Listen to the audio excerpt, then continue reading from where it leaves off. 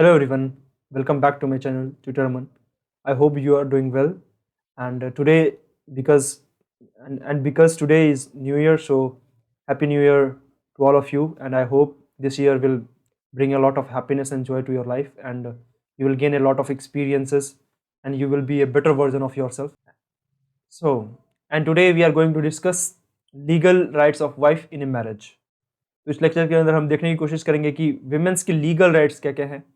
Specially wife के एक marriage के अंदर। सो इसमें मैरिज के अंदर जो विमेंस के राइट्स हैं, जो डाइवोर्स के अंदर विमेंस के राइट्स हैं, उन सभी चीज़ों को हम डिस्कस करने की कोशिश करेंगे कि उनके राइट्स को कैसे इंश्योर किया जाता है और क्या क्या उनके राइट्स हैं, लीगली उनको क्या क्या राइट्स दिया गया है कॉन्स्टिट्यूशन के द्वारा, और कई कई कई सारे लॉज जो बनाए गए हैं बाद में after the implementation of constitution, उसके बाद भी और उससे पहले भी के जो राइट्स हैं उसको हम डिस्कस करने की कोशिश करेंगे। So let's begin the legal rights of a wife in a marriage. तो legal right of a wife जो है उसके अंदर मैरिज को बेसिकली यूनियन है। Marriage, what is marriage? Marriage is basically union, है ना। यूनियन होता है किसका? मैन का और विमेन का, रिकॉग्नाइज्ड बाय लॉ। लेकिन सिर्फ मैन और वीमेन का यूनियन मात्र नहीं है, ये लॉ के द्वारा भी रिकॉग्नाइज्ड होता है। अगर कोई यूनियन हो मैन एंड वीमेन का और वो लॉ के द्वारा रिकॉग्नाइज्ड हो ना हो कि उन्होंने शादी कर लिया है, तो फिर वो मैरिज नहीं कहलाएगा ना। Like in this generation people are living in relationship without getting married, right. तो यहाँ पर लोग बिना मैरिज के भी साथ रह रहे हैं। तो union is not only the criteria for being married, right. आपको रिकॉग्नाइज बाय लॉ भी होना पड़ेगा, लॉ के द्वारा उसको रिकॉग्नाइज किया जाना चाहिए, तब जाके वो मैरिज कहलाएगा, अदरवाइज वो मैरिज नहीं होगा। By which they become husband and wife. तो मैरिज बेसिकली क्या है? यूनियन है मैन एंड वेमेन का, उसके जो कि रिकॉग्नाइज्ड है लॉ के द्वारा। अगर वो लॉ के द्वारा रिकॉग्नाइज ना हो तो फिर वो मैरिज नहीं होगा, and then they become husband and wife. तो ये मात्र एक हस्बैंड वाइफ का यूनियन नहीं है, this is also the social union. Marriage जो है वो सोशल यूनियन भी है टू इंडिविजुअल्स का। जैसे कि दो फैमिलीज आपस में लाइक क्लोज आते हैं, फिर अपने बच्चों की शादी करवाते हैं, तो मीन्स उसके चिल्ड्रंस तो साथ आ ही रहे हैं, उसके साथ साथ रिस्पेक्टिव जो हैं, रिस्पेक्टिव जो इन लॉज हैं, जो उनके जैसे कि हस्बैंड के जो फादर एंड मदर हैं, और जो विमेंस की जो इन लॉज हो गई, वो भी साथ आते हैं इसके अंदर। तो फैमिली का पूरा स्ट्रक्चर क्रिएट होता है मैरिज से, है ना। तो वो एक सोशल यूनियन है टू इंडिविजुअल का भी और उसके पेरेंट्स का भी। और क्योंकि हम देखते हैं कि हम लोग का जो कंट्री है ये बहुत ही डाइवर्स है, हम सभी जानते हैं कि हमारा कंट्री बहुत ही डाइवर्स है, बहुत विविधताओं से भरा हुआ है। तो यहाँ पर डिफरेंट टाइप के रिलीजन्स हैं, डिफरेंट टाइप के सेक्ट्स हैं, डिफरेंट टाइप के ट्राइब्स हैं, और डिफरेंट ट्राइब्स के कैस्ट हैं, ठीक है। तो यहाँ पर इतनी सारी डाइवर्सिटी है, तो मैरिज भी तो एक लॉ से चलेगा नहीं, वो इसलिए इन लोगों के लिए अलग अलग मैरिज के लॉज हैं। तो अलग अलग ग्रुप्स के लिए इंडिया में जो मोस्टली प्रोमिनेंट ग्रुप्स हैं, कि हिंदूज हो गए, मुस्लिम्स हो गए, बुद्धिस्ट हो गए, और सिख्स हो गए, तो सबके लिए क्या अलग अलग मैरिज लॉज हैं। तो उसको हम बारी बारी से डिस्कस करने की कोशिश करेंगे। मैरिज महिलाओं को यह अधिकार प्रदान करता है कि वो अपने हस्बैंड के साथ रह सके, कि वीमेन एक शादी में अपने पति के साथ रह सकती है, ठीक है, उसके साथ सेक्सुअल इंटरकोर्स में साथ आ सकती हैं, इक्वल ट्रीटमेंट के साथ वो अपने राइट्स को असर्ट कर सकती हैं, और प्रोटेक्शन ऑफ हर हस्बैंड, अपने हस्बैंड और के लिए प्रोटेक्शन और केयर, जो एक राइट नहीं बोल सकते हैं, ड्यूटी बोल सकते हैं, कि वो उनके केयर और प्रोटेक्शन के लिए असर्ट कर सकती हैं, and maintenance in the event of divorce. और जब डाइवोर्स हो तब उस टाइम पे मेंटेनेंस के लिए कोर्ट तक जा सकती हैं, कि मेंटेनेंस उसको दिया जाए, अलाउंसेस दिया जाए, और एलिमनी जो है वीमेन को प्रोवाइड किया जाए डाइवोर्स के दौरान। तो ये सारे राइट्स हैं वीमेन के। जो डाइवोर्स के जो ग्राउंड्स हैं, जो जिस बिना पर डाइवोर्स हो सकता है, वो जितना मेन के लिए अप्लाई होता है उतना वीमेन के लिए अप्लाई होता है, for no doubt, because we all are equal in relationship. लेकिन वीमेन इस बात के लिए पूरी तरह से आज़ाद है कि वो किसके साथ रहना चाहती हैं और किसके साथ टाइम स्पेंड करना चाहती हैं, ठीक है, और वो कब तक किस रिलेशनशिप में रहना चाहती है और कब उसको क्विट करना चाहती हैं। जो क्रुएल्टी है इंडिया के अंदर, हम देखते हैं कि इंडिया के अंदर या फिर इंडियन एशियन सोसाइटी के अंदर हम देखते हैं कि वीमेन के ऊपर कई बार क्रुएल्टी होते हैं, कई तरह से उनको जो है सो वायलेंस का शिकार होना पड़ता है, डोमेस्टिक वायलेंस का शिकार होना पड़ता है। तो इन सब चीजों में उसके क्या लीगल राइट्स है वाइफ को, उसको हम देखने की कोशिश करेंगे। तो इन सेक्शन 304 का जो पार्ट बी है इंडियन आईपीसी का, वो विमेन को इंपावर करता है डॉडी डेथ के अगेंस्ट। विमेन के साथ इंडिया में बहुत सारे केसेस में डॉडी डेथ हो जाता है, डॉडी के कारण उनको मारने की कोशिश की जाती है। तो उन सभी केसेस के अंदर अगर किसी महिला को बर्न बर्न कंडीशन में पाया जाता है या फिर इंजरीज में पाया जाता है शादी के दौरान, तो शादी के 7 साल के दौरान अगर इस तरह की कोई घटना होती है, इसमें महिलाओं को जलाने की कोशिश होती है या फिर कोई बॉडली इंजरी है, तो फिर वो डॉडी डेथ कंसिडर किया जाएगा और उसके अंदर फिर पनिशमेंट्स का अलग से प्रावधान है। अगर किसी महिला के साथ डॉडी डेथ हुआ है और इस बात को कंसिडर करने के लिए ये दिखाना बहुत जरूरी है कि जो विमेन का जो डेथ हुआ है उसके अराउंड, उसके जो 1-2 दिन के अंदर विमेन को, उस पुलिस को ये दिखाना जरूरी है कि विमेन जो है लास्ट टाइम पर क्रुएल्टी का शिकार हुई थी और जो वायलेंस का शिकार हुई थी, तभी वो डॉडी डेथ कंसिडर किया जाएगा। इफ दिस इज प्रूव्ड, अगर ये प्रूव हो जाता है, तो अगर ये चीज प्रूव हो जाता है तो विमेन के जो हस्बैंड है और उनके जो रिलेटिव है वो उनके मौत के कारण के लिए जिम्मेदार ठहराए जाएंगे, और जब वो ऐसे जिम्मेदार ठहराए जाएंगे तो फिर उसको पनिशमेंट भी मिलता है। अगर कोई पर्सन या हस्बैंड या फिर उनके रिलेटिव डॉडी डेथ के लिए कंसिडर रिस्पॉन्सिबल पाए जाते हैं तो उनको 7 साल की सजा मिलती है, ठीक है। और या ये उम्र कैद भी हो सकती है, ये 25 साल के लिए भी हो सकती है, डिपेंड ऑन कि किस कंडीशन में उसको लाइक वायलेंस हुआ है, कितना वायलेंस हुआ है विमेन के ऊपर। इट्स अप टू द जज कि वो कंडीशन को देखते हुए फैसला दे, लेकिन ये एटलीस्ट 7 ईयर का तो प्रावधान है कि उसके हस्बैंड को या फिर उसमें जो भी उसके रिलेटिव्स हैं, अगर उनका भी हाथ है उसको वायलेंस में, तो उसको भी जेल के अंदर डाल दिया जाता है।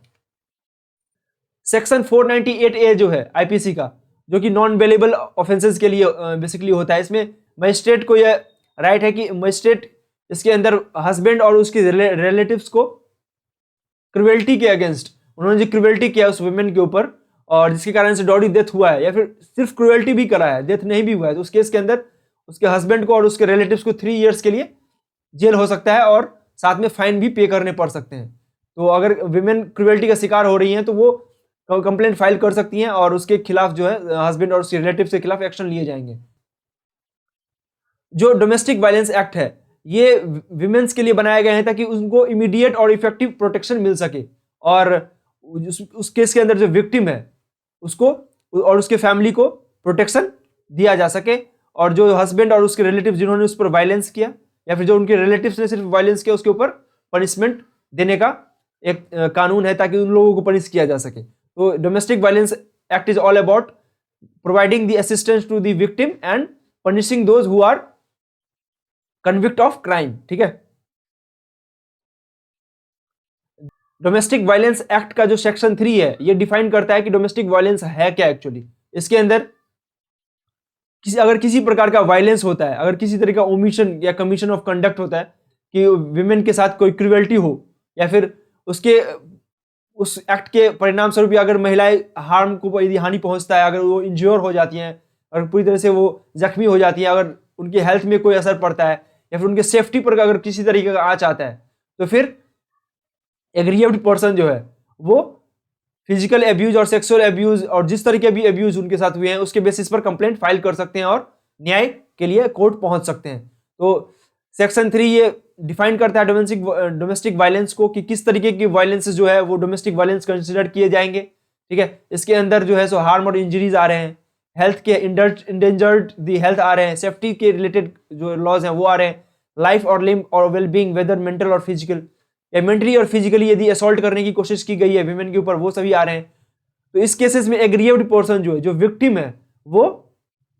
ये सारे चीज केस के अंदर कंप्लेंट के अंदर फाइल कर सकते हैं कि ये सब चीजें उनके साथ हुआ है, चाहे वो फिजिकल एब्यूज हुआ है, चाहे वो सेक्सुअल एब्यूज हुआ है, चाहे वर्बल और इमोशनल एब्यूज हुआ है या फिर इकोनॉमिक एब्यूज हुआ है। अगर किसी भी तरीके का एब्यूज उनके साथ हुआ है, किसी भी तरीके से उनको यदि परेशान करने की कोशिश की गई है, ठीक है, तो वो कोर्ट पहुंच सकती है और न्याय के लिए आवाज उठा सकती है। डोमेस्टिक वायलेंस एक्ट के अंदर इसको भी इंक्लूड किया गया, अगर कोई हैरेसमेंट, हार्म, इंजुरी या फिर इंडेंजरमेंट अगर किया जाता है एग्रीव्ड पर्सन के साथ, स्पेशली विमेन्स के साथ, अगर किसी तरीके का हैरेसमेंट किया जाता है, उनको हार्म या इंजरी पहुंचाया जाता है, जस्ट बिकॉज क्योंकि उन्होंने डॉरी में कोई डिमांड उन्होंने फुलफिल नहीं करा शादी के दौरान, तो फिर डोमेस्टिक वायलेंस एक्ट के अंतर्गत विमेन पहले तो कोर्ट जा सकती हैं और अपने प्रॉब्लम्स को बता सकती हैं, उसके हिसाब से कोर्ट जो है जो ऑफेंडर है उनको सजा देंगे। लेकिन apart from that, as per the domestic violence act, complaint can also be filed by wife against husbands female relative. लेकिन इन सब चीजों के अलावा अगर कंप्लेन विमेन अगर कंप्लेन अपने हस्बैंड्स के किसी फीमेल रिलेटिव्स के ऊपर ये नहीं डालती है, कई केसेस में क्या होता है कि जो फीमेल की जो रिलेटिव्स होती है, स्पेशली जो हस्बैंड के सिस्टर होते हैं, वो भी कई बार वायलेंस करने की कोशिश करते हैं वाइफ के ऊपर, तो उस केसेस में उनके ऊपर भी कंप्लेंट फाइल किया जा सकता है। जरूरी नहीं है कि उसमें जो एक्सप्लॉइटर है वो सिर्फ फैमिली के अंदर मेल ही हो और हस्बैंड के सिर्फ मेल रिलेटिव्स ही हो। अगर उस केसेस में अगर कोई फीमेल रिलेटिव्स है, स्पेशली अगर उनके इन लॉज हैं, ठीक है, मदर इन लॉ है या फिर जो सिस्टर इन लॉ है, अगर वो भी वायलेंस में इन्वॉल्व है तो उनको भी डोमेस्टिक वायलेंस एक्ट के तहत सजा मिल सकती है।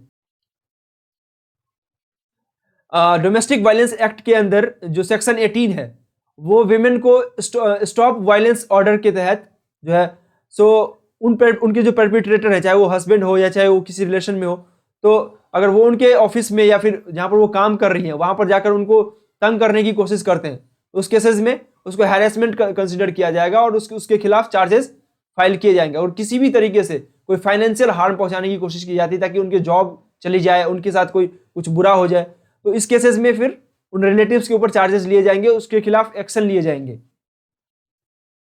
जो मैरिज लॉ है, मैरिज लॉ अमेंडमेंट बिल जो है 2010 का, ये विमेन को ये अधिकार प्रोवाइड करता है कि जो फीमेल है वो प्रॉपर्टी जो फीमेल है वो अपने हस्बैंड के प्रॉपर्टी में शेयर मांग सकती हैं। उनके शादी के बाद जो भी प्रॉपर्टी राइज हुए हैं उसके अंदर वुमेन अपना एक शेयर, पर्टिकुलर शेयर क्लेम कर सकती हैं अगर वो वल्नरेबल सिचुएशन में है। डाइवोर्स के बाद अगर वो वल्नरेबल सिचुएशन के अंदर है और उससे पहले, डाइवोर्स से पहले या फिर डाइवोर्स के बाद किसी भी तरीके से फाइनेंशियली सफर कर रही हैं, तो अपने हस्बैंड के प्रॉपर्टी में एक शेयर ले सकती हैं। वो इक्वली डिजर्व करती हैं कि उसको प्रॉपर्टी मिले। जो सेक्शन 24 है हिंदू मैरिज एक्ट का, वो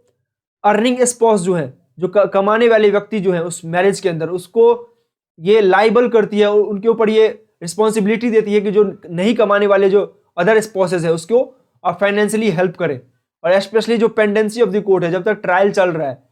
ठीक है, जब तक डाइवोर्स का ट्रायल चल रहा है कि कैसे क्या होना है, उसके अंदर जब तक वो ट्रायल, उस ट्रायल का भी पैसा जो है वो अर्निंग स्पाउस के द्वारा ही पे किया जाएगा। तो ये रूल है सेक्शन 24 के अंदर कि जो भी खर्च आएगा उस अर्निंग स्पाउस को ही देने पड़ेंगे इन सब केसेस के अंदर, ठीक है। सेक्शन 25 जो है हिंदू मैरिज एक्ट का, वो परमानेंट एलिमनी का व्यवस्था करता है और मेंटेनेंस का व्यवस्था करता है उन लोगों के लिए जो उस मैरिज के अंदर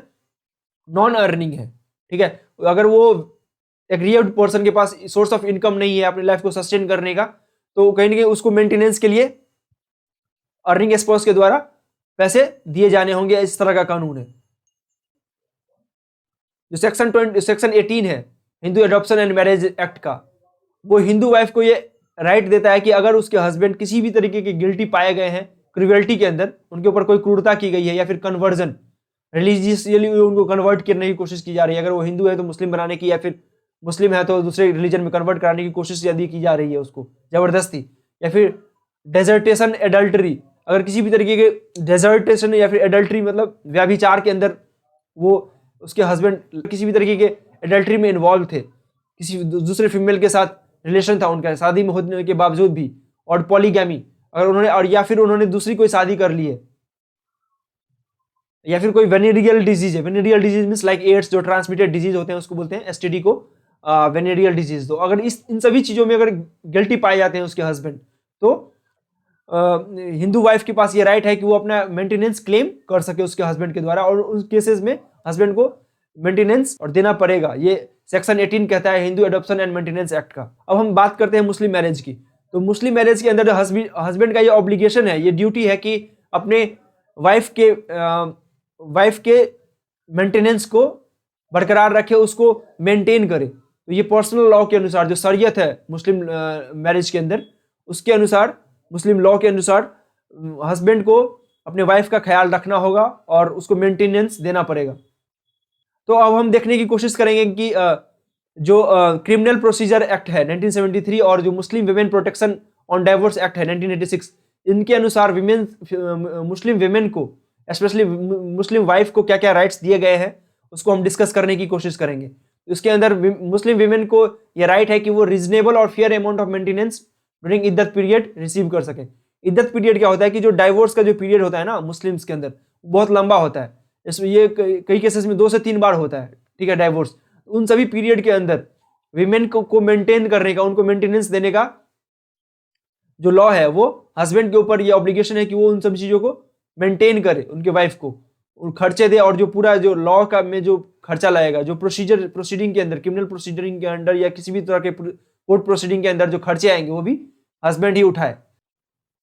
अगर कोई महिला, अगर कोई मुस्लिम महिला किसी बच्चे को जन्म देती है डाइवोर्स के कुछ दिन पहले या डाइवोर्स के कुछ दिन बाद या फिर डाइवोर्स के पीरियड के दौरान, तो उस केसेस के अंदर एक फेयर रीजनेबल प्रोविजन है कि उसके हस्बैंड उन पीरियड्स के अंदर 2 सालों तक, डाइवोर्स के 2 सालों के बाद भी वो मेंटेनेंस देंगे अपने वाइफ को, ताकि उनके चिल्ड्रन को अच्छे से पाला जा सके, उनको सस्टेन किया जा सके। इसके लिए मुस्लिम हस्बैंड के ऊपर ये ऑब्लिगेशन है कि वो उसको मेंटेनेंस देंगे। और इसके साथ भी जो शादी के टाइम पे जो पैसे कॉन्ट्रैक्ट के बेसिस पे जो हम देखते हैं कि मुस्लिम में कॉन्ट्रैक्ट मैरिजेस होते हैं, और उस टाइम पे जो भी पैसे फीमेल साइड से मेल रिलेटिव्स को या फिर मेल्स को दिए गए थे, वो सारे पैसे डाइवोर्स के टाइम वापस कर दिए जाते हैं। तो डाइवोर्स के अंदर जो भी पैसे वुमेन के लाइक वाइफ के फैमिलीज ने प्रोवाइड किए हुए थे, वो सारे पैसे जो है वो वापस देने पड़ते हैं किसको, वाइफ को, ताकि वो अपने लाइफ को बेटर तरीके से फिर सस्टेन करे। तो मेहर का जो पैसा है वो मुस्लिम के अंदर वापस हो जाता है। This is the one of the I could say great thing about the Muslim marriages, कि वो कॉन्ट्रैक्ट बेस्ड मैरिजेज होता है। अगर आपने उस कॉन्ट्रैक्ट को सस्टेन नहीं किया तो उसके साथ पैसे को भी वापस करना होगा आपको। Now let's come to the next right of wife in Muslim marriages, that is all gifts and other properties given to her at the time during the marriage and after the marriage। और मेहर के साथ साथ, डॉर के साथ साथ जो दूसरे कुछ भी प्रॉपर्टीज अगर दिए गए थे फीमेल के साइड से मेल को, वो सारे जो गिफ्ट्स हैं वो फीमेल को फिर दोबारा वापस करने होंगे, या फिर उसके बदले अगर आप कुछ पैसे दे सकते हैं तो वो पैसे आपको देने होंगे। तो ये सारे चीज जो है कॉन्ट्रैक्ट बेस मैरिज होता है मुस्लिम के अंदर, और उसमें मेल रिलेटिव्स को जो सब कुछ वापस करने होते हैं अगर डाइवोर्स हो जाता है तो। जो सेक्शन 4 है मुस्लिम मैरिज एक्ट के अंदर, उसके अंदर डाइवोर्स वुमेन को ये राइट है कि वो अपने हस्बैंड से इद्दत पीरियड के दौरान मेंटेनेंस ले सके, और इसके अलावा अगर उस पैसे से उसका मेंटेनेंस नहीं हो पाता है, उनको कोई दिक्कत आती है, तो उनके रिलेटिव्स का ये ड्यूटी होता है कि वो उनको पैसे प्रोवाइड करे, वो उनको मेंटेनेंस दे। मुस्लिम मैरिज में फीमेल को भी कोई प्रॉपर्टी का राइट होता है, राइट, हमने देखा था। जो उनके मरने के बाद जो प्रॉपर्टी जिन रिलेटिव्स के पास जाएगी, उस रिलेटिव्स का ये ड्यूटी है कि वो फिर उनको मेंटेन करे, उनको चाहे वो पैसे दे या फिर एलिमनी दे, जो भी है उनको जो जरूरत है उनकी फुलफिलमेंट वो इंसान करे। कौन? जो उनके मरने के बाद उनकी उस महिला की जो प्रॉपर्टी वो जिसके पास जाएगी वो उसको मेंटेन करेगा। अगर आपको इस्लाम के अंदर जो मुस्लिम विमेन के क्या राइट्स हैं और इस्लाम के लेजिस्लेशन के बाद, इस्लामिक लेजिस्लेशन के बाद विमेन्स के लाइफ में कैसे चेंजिंग आए, अगर इसको जानना हो तो ऊपर दिए गए लिंक पर क्लिक कर सकते हैं। वहां पर मैंने डिस्कस किया कि history of women in pre Islamic period, right. Islam के पहले आने से पहले विमेन के क्या सिचुएशन थे और उसके बाद क्या सिचुएशन आए और क्या क्या चेंजेस, मेजर चेंजेस आए इस्लाम के लेजिस्लेशन से, वो आप जान सकते हैं ऊपर दिए गए लिंक को क्लिक करके। तो अब हम डिस्कस करते हैं कि Parsi marriage and divorce act के अंदर 1936 के अंदर विमेन्स के क्या क्या राइट्स हैं, वाइफ के क्या क्या राइट्स हैं, इसको हम डिस्कस करने की कोशिश करेंगे। तो उसके अंदर विमेन को ये राइट है कि जो कार्रवाई चलती है, जो ट्रायल चलता है डाइवोर्स का या फिर जो भी पीरियड है डाइवोर्स के अंदर, उसके अंदर उनको एलिमनी मिले, उनको भत्ता मिले, कुछ पैसे मिले। ये इसको बोलते हैं एलिमनी पेंडेंट राइट। इसका मतलब होता है जो ट्रायल का जो प्रोसीजर है ना, जिसके अंदर डाइवोर्स का पूरा लेजिस्लेशन होता है, उसके अंदर काम जो होता है, उसके दौरान, कार्रवाई के दौरान विमेन को जो भी पैसा लगेंगे या फिर उस कार्रवाई के अंदर जो पैसे लगेंगे, क्योंकि वो हस्बैंड साइड से मेंटेन किए जाएंगे। और परमानेंट एलिमनी, इसके साथ साथ परमानेंट एलिमनी भी दिया जाएगा, ठीक है। परमानेंट एलिमनी दिया जाएगा कब तक? जब तक कि वो अनमैरिड है, अगर वो शादी के बाद अनमैरिड रह जाती हैं तो वो परमानेंट एलिमनी कंटिन्यू रहेगा। अगर वो फिर दोबारा किसी शादी में आ जाती है तो फिर वो एलिमनी बंद हो जाएगा। ठीक है, और उसके साथ साथ अगर अगर वो शादी में नहीं आई है लेकिन उसका चेस्टिसिटी मेंटेन नहीं है, मतलब अगर she is in relationship without being married, उस केसेस में भी फिर वो अलाउंसेस बंद हो जाते हैं, वो एलिमनी बंद हो जाएगा। लेकिन अगर वो चेस्ट रहती है, अगर वो किसी रिलेशन में नहीं है, किसी शादी में इन्वॉल्व नहीं है, अगर किसी रिलेशनशिप में नहीं आई है, तब तक वो पे एलिमनी परमानेंट एलिमनी की तरफ वर्क करता है। परमानेंट मेंटेनेंस देने के दौरान कोर्ट को इस बात का ध्यान रखना होता है कि हस्बैंड की साइड से कितना पे किया जा सकता है, क्योंकि उसके एसेट को भी देखना होगा ना कि वो एक्चुअली आदमी के पास एसेट कितने हैं, पैसे कितने हैं, कितना पैसा वो प्रोवाइड कर सकता है पर मंथ या फिर जो भी टाइम पीरियड है। तो उसको सभी को देखने के बाद कोर्ट ये फैसला देती है कि वो कितने पैसे वाइफ को दे सकता है। ठीक है, एज एन एलिमनी। और ये एलिमनी कब तक रहता है? जब तक कि वो उसकी वाइफ, डाइवोर्स्ड वाइफ जो है, वो दोबारा किसी रिलेशनशिप में या फिर शादी नहीं कर लेती है, तब तक वो एलिमनी परमानेंटली चलता रहेगा। अब हम बात करते हैं क्रिश्चियन मैरिज लॉज के अंदर। उसके अंदर जो इंडियन डाइवोर्स एक्ट है, उसके अंदर क्रिश्चियन वाइफ को ये राइट है कि अगर पोस्ट डाइवोर्स पीरियड के बाद अगर वो अपनी लाइफ को सस्टेन नहीं कर पा रही है तो वो एलिमनी के लिए, मेंटेनेंस के लिए हाई कोर्ट में सिविल केसेस फाइल कर सकती हैं, या फिर सिविल कोर्ट के अंदर सिविल लॉज के अंदर केसेस फाइल कर सकती है, ताकि उनको एलिमनी और मेंटेनेंस मिल सके। ठीक है, हमें ये जानने की जरूरत है कि अगर जब तक हम इन राइट्स को फीमेल तक नहीं पहुंचाएंगे कि आपके ये राइट्स हैं, तब तक वो अब किसी रिलेशनशिप में शायद वो उस तरीके से ना रह पाए, इक्वली असर्ट करके ना रह पाए, अपने राइट को क्लेम ना कर पाए। तो ये इन सभी बात को सेंसिटाइज करना, मीडिया के थ्रू लोगों तक पहुंचाना जरूरी है, ताकि विमेन वाइफ स्पेशली जान सके कि उनके राइट्स क्या क्या हैं। तो ये सभी राइट्स को सेंसिटाइज करना, समझना बहुत जरूरी है। If the above laws are to show result in the scale they were design to, अगर हम ये चाहते हैं कि जो भी लॉज विमेन के लिए, वाइफ के लिए लेजिस्लेट किए गए हैं, तो इन सभी लॉज को सेंसिटाइज करना बहुत जरूरी है, ताकि विमेन अपने लीगल राइट्स को समझ सके कि उसके मैरिज में लीगल राइट्स क्या क्या है। ठीक है, वायलेंस अगर होता है तो उन केसेस में राइट्स क्या क्या है, मैरिज होता है उसके अंदर क्या क्या राइट्स हैं, एलिमनी के अंदर क्या क्या राइट्स हैं। तो इन सभी राइट्स को वो अगर समझ पाएंगी तो बेटर तरीके से एक रिलेशनशिप में अपने आप को एस्टैब्लिश कर पाएंगी, अपनी चीज़ों को समझ पाएंगी, अपने राइट्स को असर्ट कर पाएंगी। इसके लिए बहुत जरूरी है कि इन सभी राइट्स को हाईलाइट किया जाए, फीमेल तक पहुंचाया जाए, सेंसिटाइज किया जाए। So that's it for today. I hope you understand this whole lecture, and if you did, please like, share and subscribe.